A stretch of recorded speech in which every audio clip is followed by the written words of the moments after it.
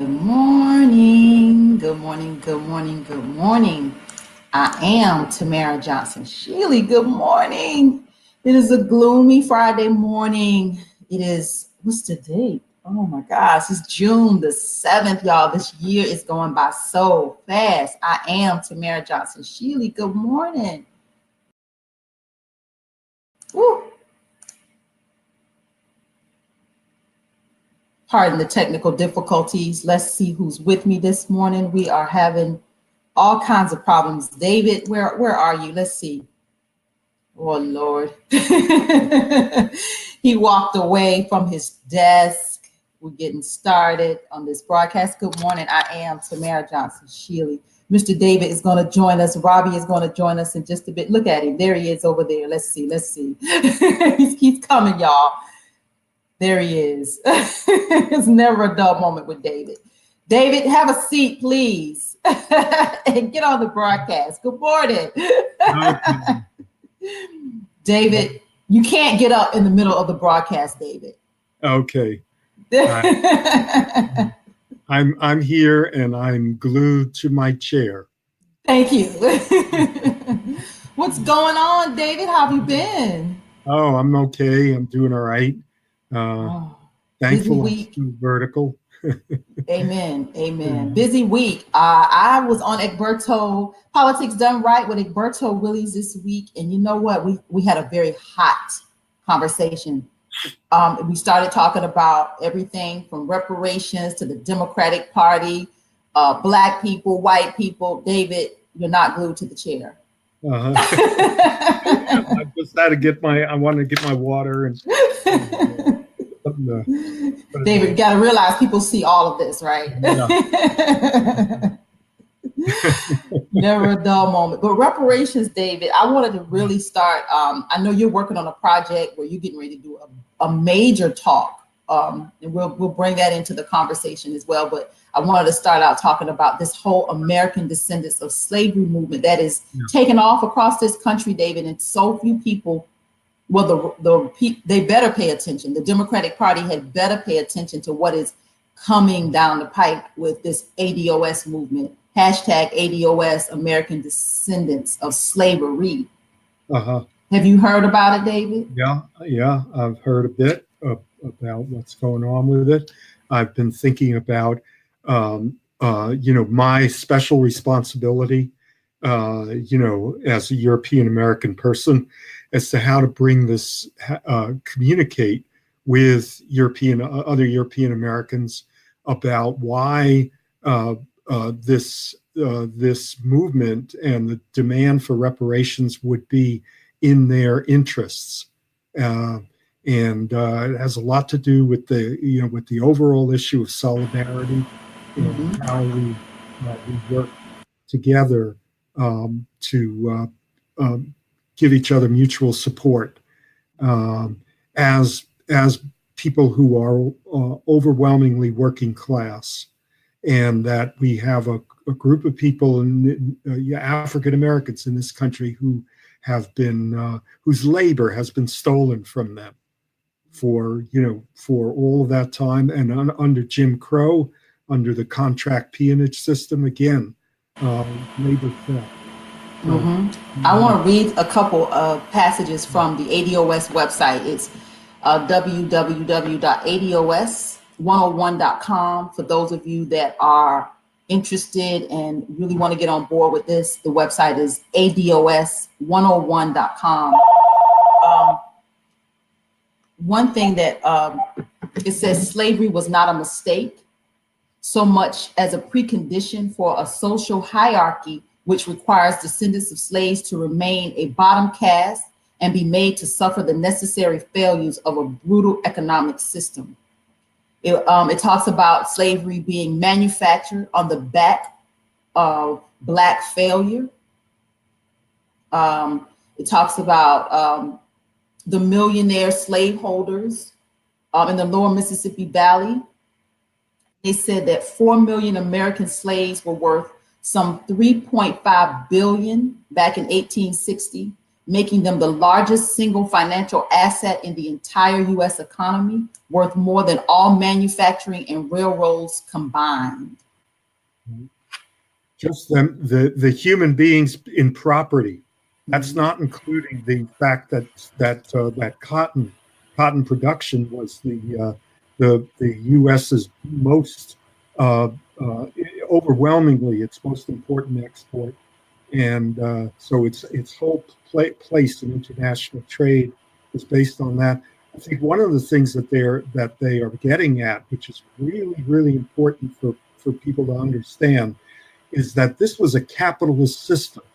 You know, the slave production, plantation agriculture was a capitalist system, and the fact that the workers were enslaved, were chattel themselves, does not change the fact that they were actually the original working class of this country. They were the core. This is W.E.B. Du Bois talks about this in his book, Black Reconstruction.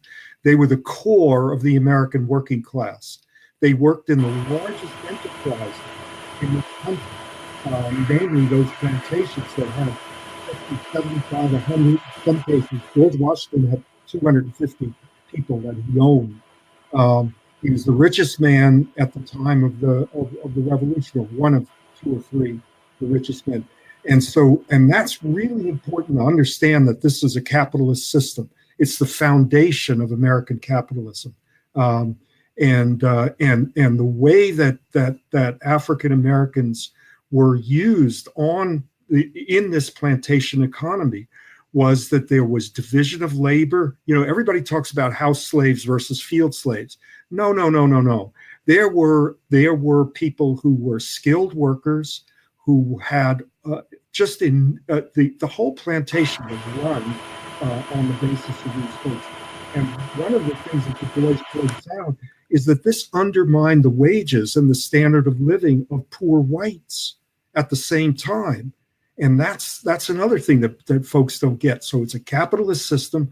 The workers, enslaved as they were proletarians. They were working in an industrial agriculture system.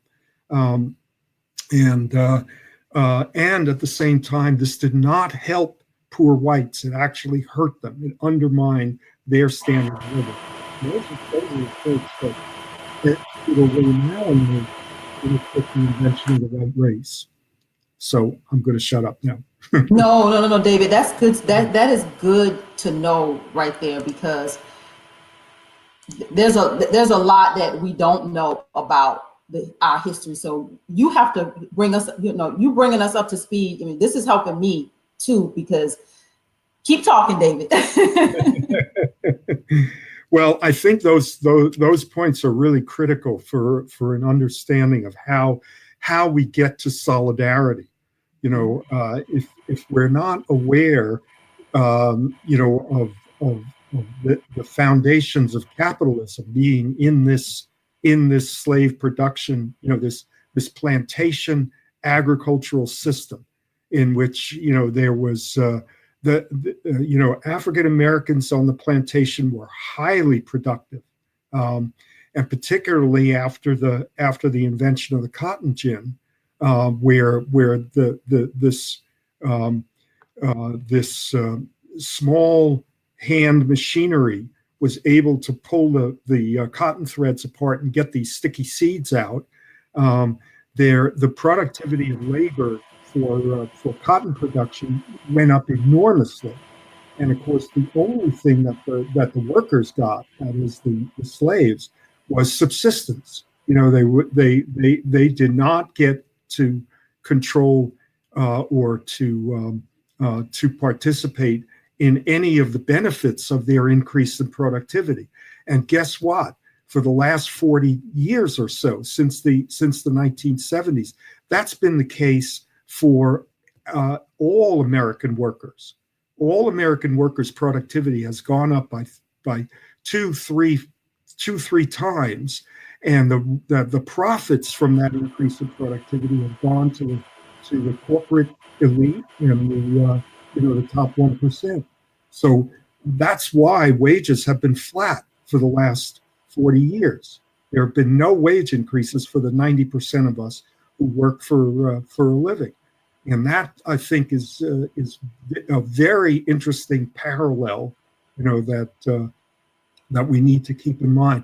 Why is it that we are now living in the same essentially power relationship with the capitalist elite as African American slaves did under slavery? So all of us are. That's what you're saying? Like it's working class people. All of us are in some way still. Say that again, David. We have African American people who were enslaved increased their productivity enormously over the course of the history of slavery. Mm-hmm. And all of the profits from that increase in productivity went to the slave masters, to the plantation owners, and to all of those people who were slave marketers, who transferred, moved people around, slave buyers and sellers. Is the whole slave market that people got rich off of. And we are now all of us, black and white, brown, working people, are now in that same position. We do not get any of the benefits or share in the increases in productivity that have come about in the last 40 years. That's why wages are flat in this country and have been for the last 40 years. Real wages have not changed. And so is that your approach to reaching white working? I think that would be a very helpful way to get European American workers to stop thinking and acting white and think and act of themselves, think and act as working people. In solidarity with other working people. So there's not just justice involved, and the ethical basis for making things right, but there's also a class interest in fighting for these unpaid wages, because that's going to help all of us in the fight for our unpaid wages. So that's just a suggestion about an approach. That we're going to face this with we're going to face, if we talk to white working people, they're going to have this, because Fox News is going to be bringing this up, for sure, and trying to make it into provoke a racial clash over this over this issue. They're going to take money from your pocket. This is like what they said about welfare, or they, meaning Republicans and right wingers, for decades. We talked about welfare in these terms. That's how you got George Wallace almost getting running for the Democratic Party. George Wallace of Alabama. Running for the Democratic Party nomination in 1968 and 72. He was because of the fear that they, the fear mongering, and the setting up of a conflict of interest between people on welfare, who half of whom were white, by the way, back then, and working people who were paying their taxes, quote unquote, white working people who were paying their taxes. So they were saying they're going to take your jobs, and like what they say today with these immigrants or people coming into your community is going to it's going to increase crime. So they create this fear. Yeah. And what they're doing is they are creating an artificial division, an invention of a division between two sections of the working class. And basing it on racial privilege, so that. See, this is where you and I have had this conversation several times. This is where white people have to really, like, I don't know how to reach white people. Black people have been saying the same thing over and over and over for 400 years. Like, you're not hearing us. So That's I mean, I got one string on my guitar, that's and that's it. There are privileges, there is real inequality, and it actually hurts white working people. It does not benefit them, because what's actually happening is that we're both getting pushed down. It's just that Black people are getting pushed down harder and further. And then that goes to the notion that they say, at least you're not Black. So, Yeah. they may have their foot on your neck, but maybe they don't have both feet on you. Yeah. or you're only getting one finger cut off of your hand as opposed to your 2 or 3 or your thumb, right? Mm-hmm. I mean, this is not a situation. The capitalist class does not like white workers. It's not doing them any favors. Anything. Say that again, David. The capitalist class does not like white workers. It's not doing them any favors by giving them these so-called benefits. In other words, these privileges. The reason that privileges exist is to maintain social control over the working class as a whole, not to give white people a break. It's to maintain social control as a whole.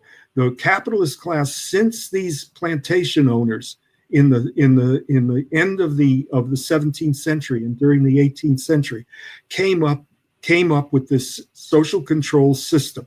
Through trial and error, they figured out that the way to do this was to create a difference between indentured servants who were of European descent and Africans who were made into hereditary chattel bond, servants. And the difference, and not only did they do that, but they created a whole elaborate set of punishments for the so-called white indentured servants if they did things together, acted in solidarity with those chattel slaves. All right, they actually punished whites harder if they acted as they had done for the first 50 years of the Virginia colony. Let me tell you a quick story there, David. You hit the nail right on the head with that. So when I ran for office, I had someone that was a part of my campaign team that was a white woman, totally on my side. And then when other white people started to gravitate toward the other candidate because she was white, mm-hmm. The only reason she left me, and she told me, it broke my heart, David. If anything that really hurt my feelings, and I think I shared it with you when it happened, that she told me she had to do what was easy for her. Yeah, yeah. Being associated with me, a Black woman, it was too hard for her. Yeah. Yeah. And what does that mean? That means that not only, in other words, what she was telling you, if we want to translate it, is that she was knuckling under to the police force, the white police, that were around her, that had, in fact, in 2014 and 2016, had supported you. Mm-hmm. Right, mm-hmm. All of those white women that went and organized for Jon Ossoff in 2017, they had supported you in 2014 and 2016. And when a white female candidate came along, they decided that this was easier. Mm-hmm. And your friend, was put under pressure from these other white women. And so they were acting as deputies for the ruling class, in effect. They were policing their own ranks, in effect. And that's the punishment that you're talking about in general. Like, this is what happens if there could be some real consequences for aligning yourself with Black and brown people. Like, you're not going to be a part of the white race. Like, they're going to kick you out. You're not going to be a part of our club anymore. I don't know. Absolutely. You hit it. That's exactly right.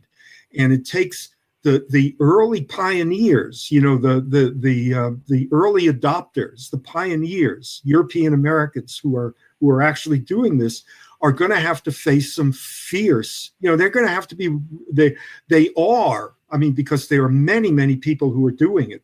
They are courageous folks, and we can't leave them out there twisting in the wind. We got to act in solidarity with them. They are the ones who are leading the way.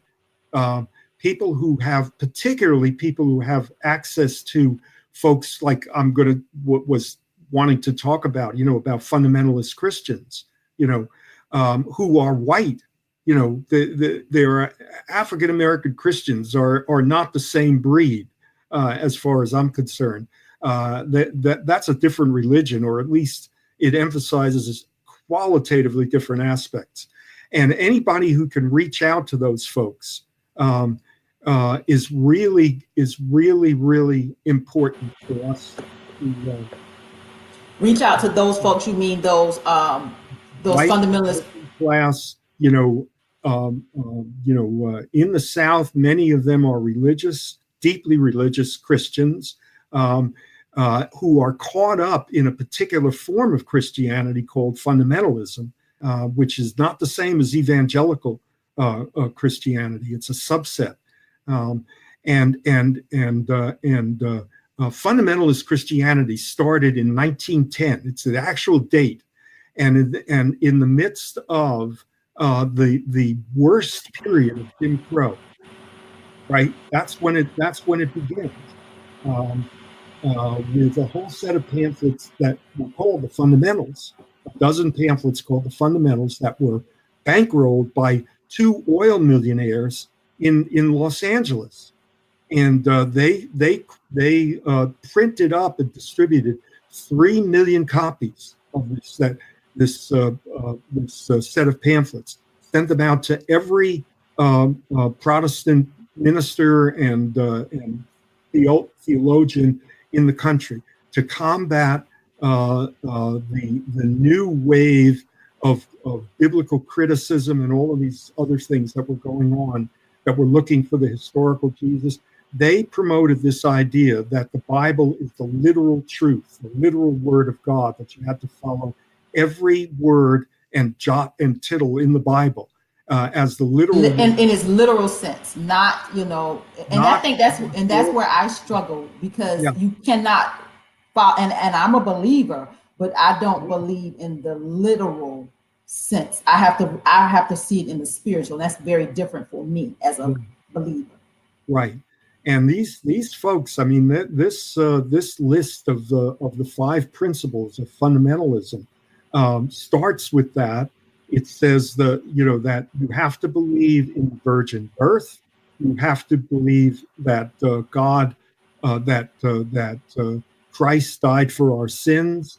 You have to. Let me see. We won't have to. We don't have to roll them all off, David. I know, and I think most people know that. This is there's different layers of this. Yeah, and you have to believe in the historical reality of the miracles of Christ. And in effect, what happens is that the Bible becomes an instruction manual, and it's a way for the individual to get to heaven. And so with these people that are fundamentalists, that are following this, that are white, what's your point there? My point is that many of the ministers who started fundamentalism got their start. They went to black Bible colleges. They learned their religion from their theology from African American institutions, and then they went out with that understanding, a charismatic Christianity, and they turned it into a white supremacist, tool by creating this whites only, highly segregated section of Christianity. So that's really. So you think there's some indoctrination of white people into this fundamentalism that is causing? You think that is that is fueling the division? Like you're trying to make a connection, and I'm trying to follow you. Yeah. Thank you, because I am slipping through some steps here. But yes, when fundamentalism was segregated, was whites only evangelicalism. That's what it comes down to. Mm-hmm. David, You can't answer your phone on the broadcast. I know.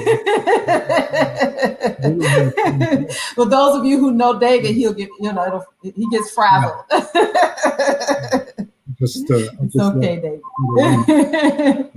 Sorry about that. I think Robbie is here too. We're gonna bring her in just a few minutes. I think. Anyway, the end result is that this white Christianity that emerged in this period, this segregated whites only Christianity, reinforced what Martin Luther King said, which is that the most segregated time in the country is Sunday mornings, when church services were completely segregated, and that creates primary relationships that are so cut off from the Black experience that you actually get the emergence of two different forms of Christianity.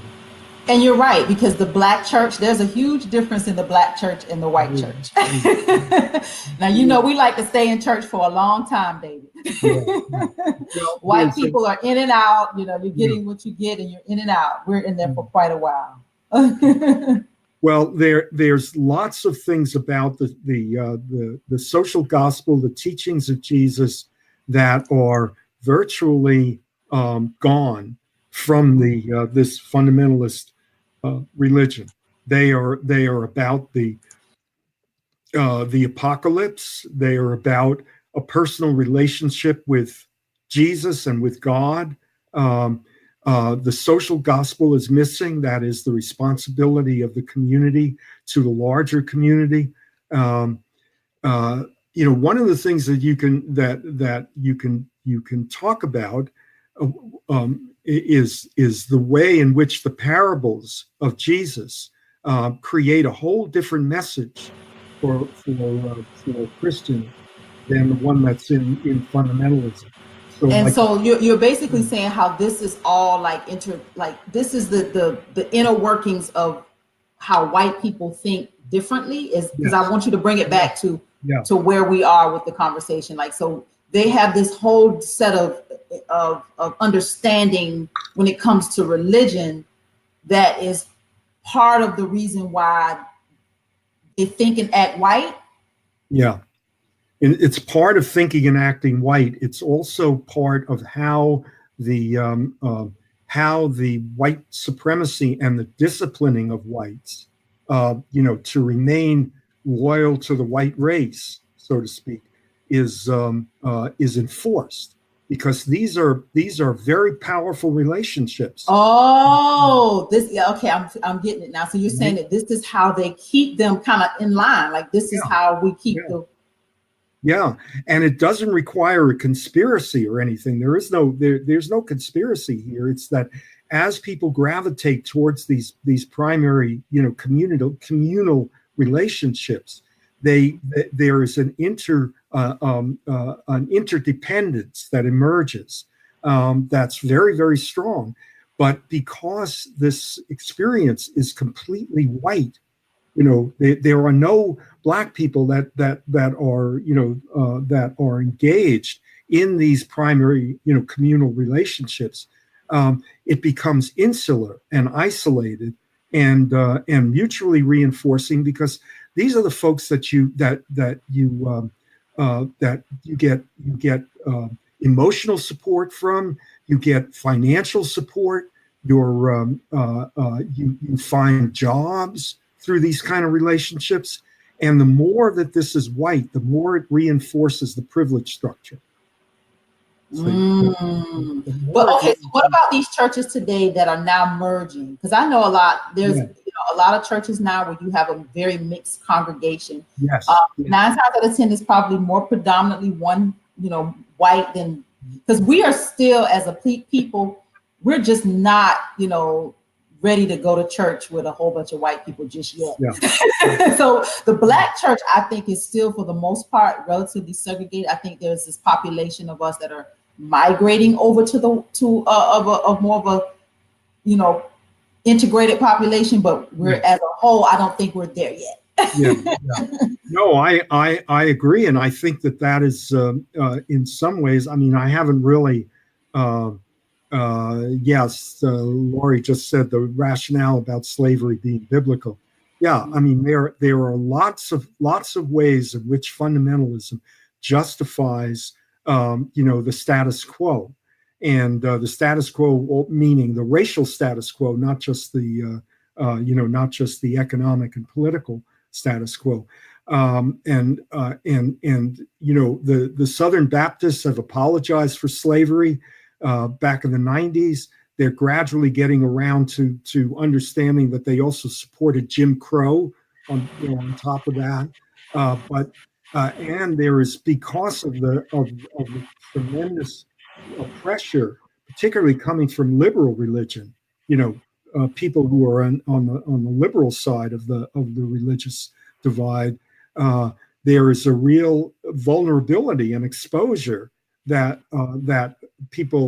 these fundamentalists and right-wing Christians are now feeling that they are participating in something that is, talk about fundamentalism, fundamentally unchristian.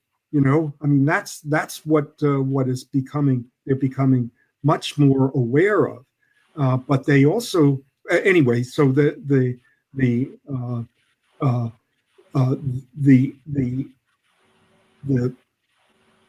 beginnings of this are of this integration of Christian religion are happening, and I think ultimately it's a real threat. To when we start going to church and worshiping and realizing if we're spiritual, we're serving the same God, and your God ain't white, maybe my God ain't black, and our God is one God, and our God ain't male either. Our God ain't, we don't know what God is, we just know God is, period. There's nothing behind the is, just is. Yeah. There's a lot of the rigidity of fundamentalism and of the Christian right that really is getting some shock to its foundations, and we're going to see where that goes. But hey, Robbie, hold on. Let's say good morning, Robbie. Morning, everybody. Buenas. Buenas. So David and I have been talking about Christianity and reparations and white people, black people. It's just gonna ride this morning. I listened on the way. Sorry, I was late. Interesting conversation. Everybody has an opinion, so it's all good. Yeah. As a Latino woman, religion is, religion is what for the Latino community. Well, I can't speak for the whole Latino community, but I will say that I think we enter into dangerous territory when we put ourselves all in the same category. I personally, and this is just me personally, have real issues with equating chattel slavery to just workers, because I think there's a huge difference in someone having ownership of your person, like your property. You're no longer even considered a person, and a worker. So without that acknowledgement, and I kind of see that throughout. And what it reminds me of a bit is I don't believe in solidarity without full transparency and acknowledgement. I just don't think that's possible. I think that when we attempt to do that, it tends to dismantle itself later, and that the results or the consequences of that initial intent tend to get watered down, and the same hierarchies, generate results in those hierarchies. And I've seen that happen on multiple occasions. So let me repeat it back to you, because I want to understand. So you think the severity of, you can't say white working or working class and chattel slavery in the same, there's no parallel there. So is that what you're helping me? It's not equitable. It would be like me saying, because we're both women of color, that you and I are in the same boat. And we know that to be false. Like, Mhm. you know, I'm going to get opportunities that you're not, period. You know, I can pass, period.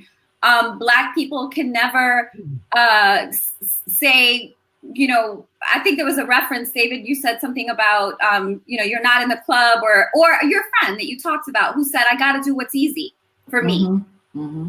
That's not an option for a Black person. No, it's not.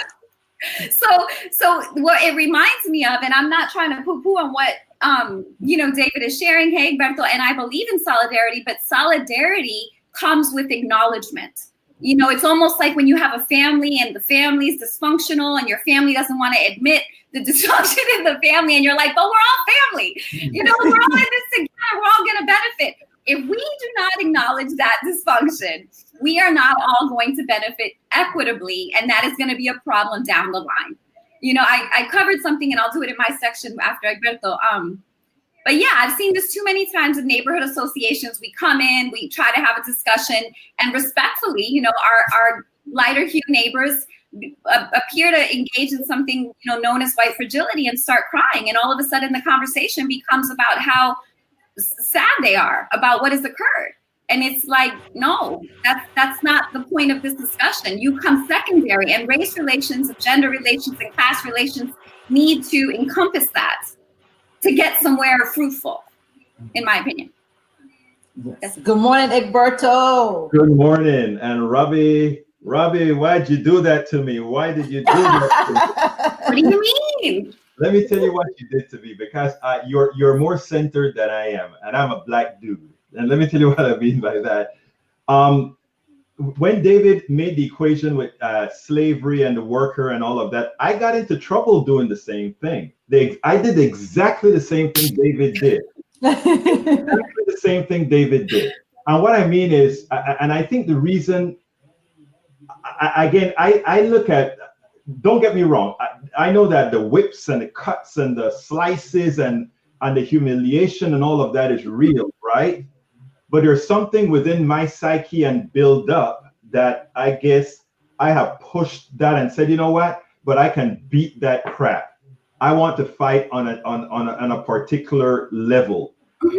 And that's why I'm saying you are more centered than I am, because I can't expect everybody to say, yes, there was this. Yes, I understand that I have a bigger burden than you do. Yes, I have all those things, but I can't expect everybody to have that on. And believe me, when you're talking about a pig-headed person like myself, it is hard to be centered and not just go out there and bull for it. So I understand what you're saying, and I understand the analogy that David was making. But people rise to our expectations. And really, that you know what that I interpret that as? You don't believe in white people. I don't say that again. That's what I interpret that as. That you don't believe that people in general, including white people in particular, people of privilege, can rise to the occasion if given the appropriate information. That we literally, they're not going to step to their ethics. They're not going to see parallels. They're not going to be able to recognize their own privilege. My interpretation of what both of you are saying is that we have to say we're all in the same boat, which is actually not factual. So we come from a deficient premise that's attempting to get somewhere, you know, deficiently. Unfortunately, you're right in what you're saying, but also unfortunately, I am right that if you expect white people at any given stage to come down and say, I want to acknowledge all the things that my forefathers did to you is wrong, and I want to atone for it. My concept is there will be no atonement. My concept is there will be no reparations or anything like that. So my thing is always to frame it in a manner that says, this is how I'm going to give folks what is theirs. I totally get that. I get that you have to craft the message with the goals in mind. I completely get that. But I know I have wonderful, I have white friends. I have wonderful friends, okay, who are truly allies. Hey, Lori, yes, I agree. Why not expect more of white people? Correct, yes. Who do this? There's no need for, it's a simple acknowledgement of the reality of what has occurred. We don't teach history. People haven't even been given the chance to acknowledge because we don't teach history. There are reasonable people, but if we all go around tiptoe and not expect anything, you know what we're asking for? We're asking for a bad relationship. And you know what? I first of all, you're right, but I don't believe in tiptoe, and I believe in saying it without expectations. So I mean, saying things without expectation. I think you've listened to my show before, and I tell it like it is, but I don't expect anything in return. I don't expect. I guess what I'm saying is, given that I don't expect the results, I say the way things are, and then I move on to what I think, not I, but what we ought to do. Now, like I said, it's not being as centered as I should be, more than likely, because again, coming from somebody who can pass, that's a job of yours. That's a job of David, right? Because if doing that defeats the purpose, in that when I walk into a room, before anybody sees my intellect or anything else, they see a Black person. They don't see a Latino. They don't see any of that. I walk into a room as a Black person. Okay? Agreed. I have a choice. I can say, let me first teach and then say where we have to go. Or I can go in there and say, let me get to your level and show you where I want you to go. And I choose the latter. Let me get to your level. What is that level? That was a great comment up, by the way. I don't know. What is that level? That level is their level of comprehension without me having to teach. In other words, I go to their current level of comprehension. You, as a white Latina, can go ahead and get to their level at a particular level. David, as a white Anglo, can go ahead and get to their level in that regard. But for me, speed is expedient. I mean, there's some expediency, right? When I sit down in the Starbucks where I exist, you know, the reason I have all this gravitation is that this is one Black guy that these guys can hear me call them a racist to their face and know not to go up into a ball and cry. In other words, a friend the other day in Starbucks is like, Egberto, they talk to me like I'm a racist. And I look straight in the eye and I say, but don't you understand that the reality is this is the reason why you're a racist? And then we move on. And I can tell them that. Another person tells them that they fall into a ball, and you know. So what I'm saying is there are different levels that you can reach people at, and we can reach people at different levels. You are very, very centered. And that's a damn compliment. Very centered. And I think that is so important for folks like you and David to be centered, because when D-Day came, what happened? You had the Navy lobbing all these softeners, these bombs to soften up the field so that then the infantry could come in, right? You have to have those people who can do that work. I am not one. Well, I think we all pull our weight, right? We all have a role, right? Right. You know, I just personally, I don't think it's my role to say we're all in the same boat, because I don't believe that. Right. And I also think that— And you can say that, Robbie, and it is well received. Yes. Well, the funny thing is, it's interesting because it depends who's hearing it, right? Because somebody might get really angry and be like, "Oh, you know the word. I think it used to be like N lover or something like that. Yeah, you know, so there's a new word for that. But Right. you know, whatever that, traitor, etc. Mm-hmm. But we all have a role to play, and it's not going to be easy for anybody. And to your, I'm not sure what you mean by centered, Egberto. I would like to know, and I would like to acknowledge.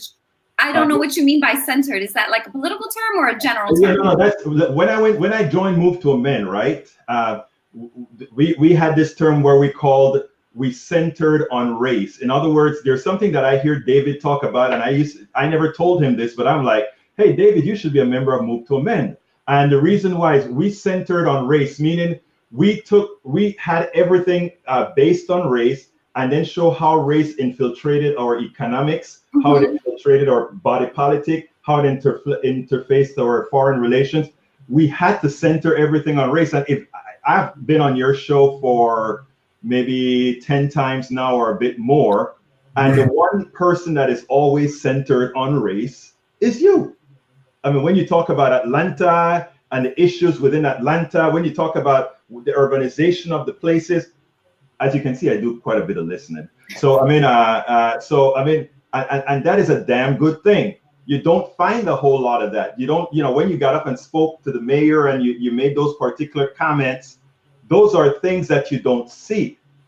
All right. And maybe it comes to you naturally, but to most it does not, or it do not, whatever is grammatically correct. I hear you, but I just want to say that I do believe in intersectionality. I do believe in class. I do believe in gender differences. I think they all go hand in hand. I don't think we can just focus on one thing. I don't think one outweighs the other at all. So I hope I haven't given an impression. No. That's not, one doesn't have anything to do with the other. Well, to Lori's comment, she and I believe Lori is a white woman. I think she actually works for the airlines. I could be wrong, but Tamara, do you want to read her comment? You want me to put which? I'll put it. Is that the one or the? Yeah. The longer one? So I agree with her. We don't get better if white people aren't expected to be more accountable, and this could just be, and that's for everybody, because not just only white people. I mean, there's Black gentrifiers. I want to talk about an incident that happened in the park by my house, where I got a lot of critique from Black people, and it involved a bunch of Black youth. To me, it's how you believe the universe works. What you're going to say, what you're going to expect, what you're going to believe people can rise to. I think that's the whole idea of rise up, and visionaries like Maya Angelou and Oprah. Oprah's not a visionary for me, but. Okay. Anymore. But let me just We'll give our national political update, because Robbie, I do want you to talk about, is that the water park? You know what? I think this topic was national enough. So I mean, if you guys have to go off and do your thing, I can go off and just say. No, we want you to bring us up to speed. Give us 2 or 3 minutes on what's going on across this country. Okay, what's going on across this country? Specifically, I'd like to talk about what the partnership for the partnership for America's healthcare future is doing. It has captured half of the Democratic Party, the entire Republican Party, including also the American Medical Association. All of us, I think, in going forward, are going to have to make, in my humble opinion, Medicare for all a huge issue. And the reason why is that they're doing a very good job. This national lobby organization is doing a good job in capturing the spirits of many Democrats and the spirits of many Americans. America had come around to the belief that healthcare is a right. Americans had come around to the belief that, yes, we can have a more equitable system. We can have a system that really covers all. But as it turns out, these numbers are starting to fall again because there's an effective marketing campaign that is going on by this organization. I have started my own little, in my own little fiefdom, this stuff about storytelling, meaning I want to capture real stories from people from all over the country of what this private healthcare system means to them, what a private system means, and what it means when the person who controls your healthcare needs to ensure that they make a profit before they take care of you. And I'm urging everybody to join, including y'all's programs, to say, hey, I am going to bring people to you to tell their stories. And I want to have, there are certain programs I'm going to want to have on where we have 2 or 3 people come out, put a face to what we're talking about, put a face to what healthcare is really like. Because while I can write it, while I can tell it, there's nothing more effective than somebody who has gone through the pain to put their face onto that. And with that, my dear brothers and sisters, thank you very much for having me here, and go off and have your great discussion. I'll be listening to this great show. Thank you, Egberto. We look forward to having you back next Friday. You can always find Egberto Willies at Politics Done Right. Monday, Tuesday, Wednesday, Thursday, Friday, Periscope, Instagram, Twitter, YouTube, Facebook, man, it's everywhere. Doing all things. Thank you, Egberto. Thank you. Y'all have a wonderful day. Thank you. Take care, Egberto. Robbie, that water fight. Is that what you were going to talk about? Yeah, I wanted him to throw in his opinion too, but do we have another guest? Why is he gone? No, because I saw the water fight. So those of you that don't know, there was a water fight, like with water. A water balloon soaker party. It was not a fight. Water balloon soaker party. A fun fight. Yeah. So a bunch of kids in a positive movement, youth, maybe older kids, adolescents, teenagers, whatever you want to call them, wanted to do something like, water balloons up, water soakers up, guns down to stop violence. It's hot as Hades in Atlanta. I mean, it is hot. You can't even, it's interesting when we do this planning for public parks, we have these spaces that kids play and there's no trees over them. So when it's so hot, you can't even go down a slide in Atlanta. You burn your butt. Mm. So these pools have a liability, and we have these sprinkler things that in these parks, they're called something, this water feature. So I live by this wonderful park, city park, 50 acres. And we don't really have the appropriate parking. We haven't for quite a while, even though studies have said, this is where a parking deck should go because of the number of people that come to this park and the number of events and the number of neighborhoods around the park. But again, we've talked about this a lot. The community engagement in Atlanta is rather problematic. It's a bit non-inclusive. And, there's a big thing where people don't want parking anymore. So it's been blocked. Those plans, despite, us paying for studies that show this as taxpayers, we don't have the parking ZAC on the other side of Zachner. Which is one side of the park. So when an event happens, which is every weekend, all summer, parking gets crazy. People park on both sides. You can't get through the street, all this. So that is what occurred. And I heard this ruckus. I didn't know what was going on. I went out and saw maybe 8 to 9 police cars and maybe 30 police officers. And what winded up occurring was they came to the park and started to break up this party, and someone used pepper spray. I don't know who. On the crowd. And the crowd clearly reacted, and maybe threw like a water gun or some balloons at the car and so on. And then because they were seriously outnumbered, the crowd water sprayed with soakers some officers who winded up taking off. And, you can tell that the kids enjoyed it. And this was predominantly, people of color, Black youth. What I right before you do, I just want to make sure people understand, please put in context that they're having a non-violent event, that people call the police, that almost task force show up in droves, use pepper spray to break it up. And the response to from these kids is to water the cops, nothing else. I saw police tackle the kids, tackle them physically. And these kids sprayed water on the police. And yes, did they laugh about it? Yes, they did. And did they have fun about it? Yes, they did. Why? Because people all over the country, Black men and women, are being murdered by the police. So at a time when you can do this in response, that's what they did. And it went on the news like they were vigilante criminal thugs. And I saw all these terrible comments.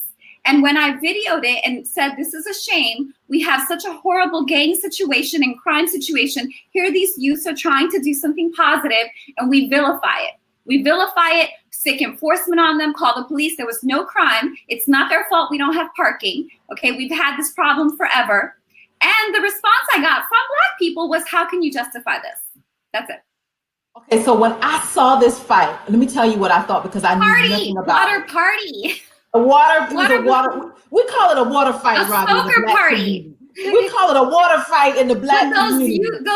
Those words are used and twisted in media. These articles coming out are horrible. But they're not twisted in the Black community. So let me say it the way I know that it the way we did interpret it in the Black community. It's a water fight. That's what we call it. It's a water fight in fun. Like, it is fun. Like, those soaker guns are fun. So what you're saying is that this started out to be a party or something was happening. Then somebody called the police.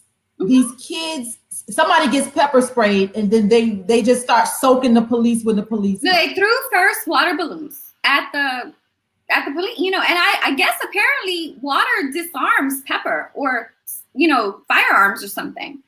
And I don't know that was the intention. I could tell that this really was just like, haha, you came. We're not doing anything. You're bothering us. We always get picked on. You're gonna pepper spray. And it's like they got them back, kind of, right? But with water. and it was funny because some people found it funny because you see it's surrounded like 30 kids. Around one officer who takes off in his car and they're soaking him. You know, they're like, but I have to say again, these officers tackled some of these kids, like physically went towards them, grabbed them, tackled them, a few. And the response was not punching, tackling them back, jumping on top, beating up an officer. It was, we're going to soak you. And ha, ha, ha. And to me, that deserves some acknowledgement. Because if someone tackled me and I was not committing a crime in my own city park and I'm paying for enforcement as a taxpayer, I would sue. That was, but that was so, you know, when I saw it, it looked like it was a whole lot of fun. Some of the footage that I saw, the officers took it in stride. They weren't, like one officer was getting in his car and they soaked him inside the car as he was getting in. It looked like so much fun that they couldn't even be mad if they wanted to. Well, it's sad then the way it was portrayed in the media, because the response was, this is no respect for the police. These are just thugs, animals, etc. And when I put it on Instagram, I'm new to Instagram, the comments I got was, how do you justify this? People need to pick up a book. It's like, we're not meeting people where they're at. This is a non-violent event. You know, it's not even sensical. We have kids who want to do this ATV thing. We're not providing parks for that. Now they can't have water balloon parties in the middle of the summer, and we're calling the police on them. And it's ridiculous. We're working against ourselves, using our resources in such a way that is wasteful and divisive. But I get the impression that the kids won. Like from what I saw, it's like, even though it was portrayed to be something negative, to me, it looked like the kids won because they were totally outnumbered. All those soaker guns, those water guns it was a lot of people with a lot of water guns, and it just looked like they won. And well, it's funny to me. I think there's a bigger picture. The question is, are they going to have another event like that? Probably not, because they don't want to be harassed by enforcement with neighbors calling the police on them. I got a phone call from some people who put together the events, you know, and they were very upset. They feel like everything they do gets targeted. They feel like they aren't getting heard by planning. None of their plans get executed. You know, soccer parks go up in West End, ATV parks don't. You know, this is repetitively what I'm hearing. And actually, they wanted to come on the show. I wasn't sure, you know, our time frame given scheduling and so on. But we have to have them. And that's legit. That is completely legit. And the fact that we're criminalizing, you know, a soaker water balloon party and calling people thugs, and that's how our media continues to portray it, is indicative that we still have problems regarding race in media. And it doesn't help because, you know, I saw posts in Buckhead, everybody was outraged and so on. And the irony is Buckhead is so upset about all this crime happening. A good portion of the crime is done by, you know, low-income youth who are predominantly African-American. One would think they would be thrilled that, you know, this is occurring for nonviolence and so on. And the same group, I see, oh my God, someone got robbed and punched in the face, and they're showing a woman with a black eye and her purse was stolen, but you will not support the activities. And again, it's problematic the way that the media is presenting it, because they're presenting it in such a way that the narrative is negative. Well, from what I saw, Robbie, it looked like a whole lot of fun. It looked like the kids, they totally won. The officer was running into his car, and the kids were still soaking him with the water gun, and it was like so much fun, and they couldn't even be mad. It was like, if you get mad, it's water. We shouldn't use water. Win the battle, lose the war. Where are we going? Where's our parks? You know, where's our the Tyler Perry Studios and the internships? You know, what are we doing to assist our youth and meet people where they're at, instead of just complaining or trying to get them arrested or using enforcement, which is more costly, instead of proactive? Well, it seems to me that you're, criminalizing behavior, including things that were fun, is part of thinking and acting white. And what you are doing, Robbie, it seems to me, is both really, that's a good point, Susie. Public calls for non-emergency should be held accountable. That's exactly right. What these white folks are doing is they are taking police away, by making those kind of complaints and calls, they are taking away the ability of the police force to actually investigate and prevent real crime. Yeah. And so, you know, that's I think a way of hammering home your argument, which I think is really quite important. You are doing the work that I'm suggesting that we need to do, which is to reach out to these white folks and point out to them where they are hurting their own interests.